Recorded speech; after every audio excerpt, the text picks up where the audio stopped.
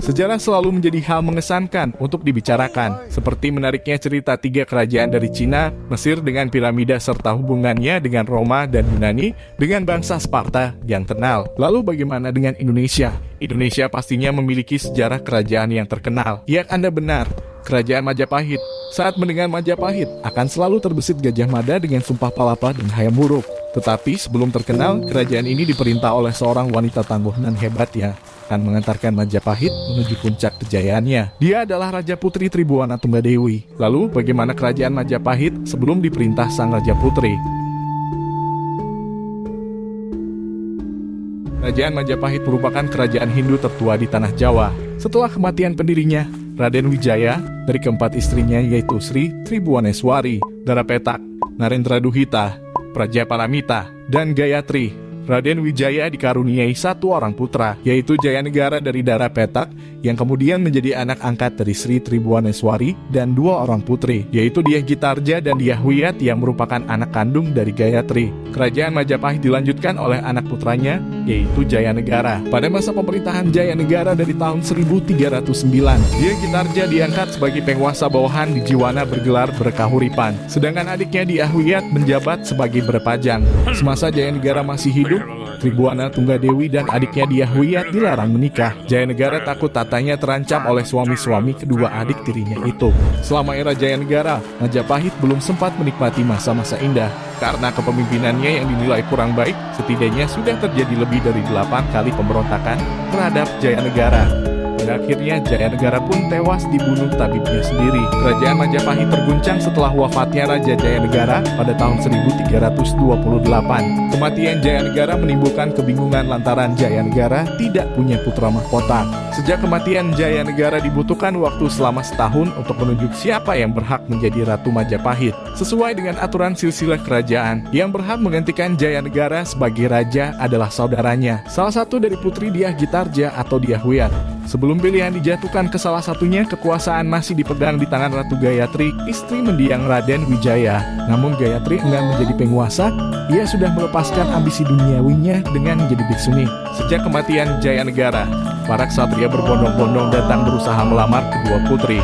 Maka diadakan sayembara adu kesaktian untuk memperebutkan putri Majapahit. Akhirnya pun Dyah Wiyat menikah dengan Kudamerta dan Dyah Gitarja menikah dengan Pangeran Cakradhara atau Kertawardhana yang merupakan keturunan Raja-Raja Singhasari. Gayatri kemudian memberi titah kepada Dyah Gitarja untuk naik takhta menjadi Ratu Penguasa Majapahit. Dyah Gitarja pun dinobatkan sebagai penguasa kerajaan Majapahit pada 1329 dengan gelar Sri Tribuana Tunggadewi Maharajasa Jaya Wisnuwardhani. Dyah Gitarja yang memiliki gelar Tribuana Tunggadewi dipanggil sebagai Raja Putri untuk membedakan dengan istilah Ratu. Tribuana memerintah didampingi suaminya Kertawardhana. Tribuana menjalankan perintah ibunya dengan penuh tanggung jawab, terbukti dengan strategi-strategi politiknya yang ia terapkan dalam pemerintahannya. Pada tahun 1331 ia meredam pemberontakan kawasan Sadeng dan Keta. Sadeng, Keta, dan Lamajang adalah wilayah taklukan kerajaan Majapahit, merupakan daerah pelabuhan terhubung lewat jalur-jalur sungai. Ketiganya berperan penting sebagai bandar,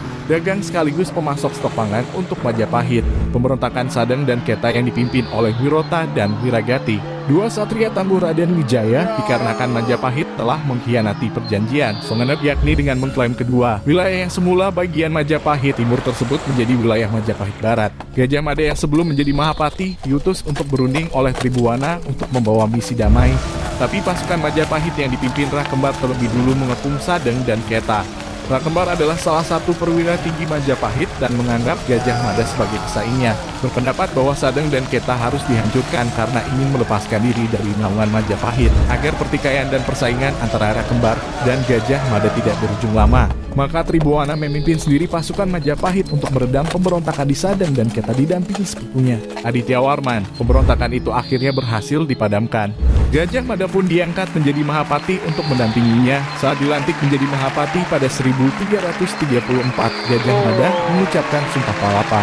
Ia berkelar tidak akan merasakan kenikmatan duniawi sebelum berhasil mempersatukan Nusantara di bawah naungan Majapahit. Pemerintahan Tribuana terkenal sebagai masa perluasan wilayah Majapahit sebagai pelaksanaan Sumpah Palapa. Tahun 1343 Majapahit mulai mengalahkan kerajaan Pejemberli dalam bedah hulu dan kemudian seluruh Bali. Tahun 1340 ke-27 Aditya Warman dikirim untuk menaklukkan sisa-sisa kerajaan Sriwijaya dan kerajaan Malayu. Ia kemudian menjadi Uparaja Majapahit di wilayah Sumatera. Majapahit sebenarnya sedang menuju kegemilangan ketika Tribuana Tunggadewi memutuskan turun tahta pada tahun 1351 karena wafatnya sang ibunda Gayatri. Setelah Gayatri tiada, Tribuana Tunggadewi menganggap bahwa amanat sang ibunda telah ditunaikannya, dan ia merasa tidak berhak lagi menjadi penguasa meskipun saat itu Majapahit tengah merintis pamor sebagai kerajaan yang dikdaya.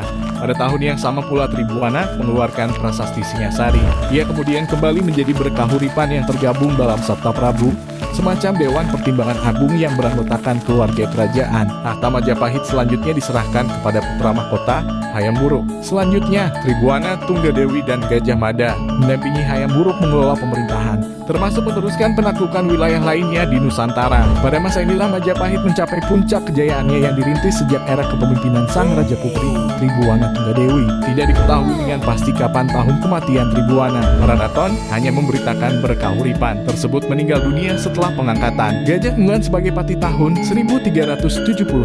Menurut para raton, Tribuana Tunggadewi didalamakan dalam Candi Pantarapura yang terletak di Desa Panji. Meski berperan sebagai raja pengganti untuk menggantikan posisi ibunya, ia tetap memiliki peran yang besar dalam perkembangan Majapahit.